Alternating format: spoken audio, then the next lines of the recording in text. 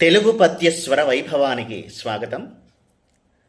గత 2 రోజులుగా భారతదేశానికి పాకిస్తాన్కు మధ్య జరుగుతున్నటువంటి యుద్ధంలో మన సైనిక వీరులు చేస్తున్నటువంటి గొప్పనైనటువంటి విశేషాలను గురించి ఒక పద్యంలో రచించడం జరిగింది. కదలన్ సాగెను ఫౌజు వైరిగన ధిక్కారంబులన్ త్రొక్కగన్ వదిలెన్ క్షిప్పణమగ్నికీలల భువిన్ భయ్యంబుగా బారగన్ ఇదిరా భారత సైన్య శక్తి కనుమాయవ్వండురా కాచునిన్ కుదిరించేరిక బుద్ధి శాస్త్రి జరుగున్ కుట్రాట వారించగన్.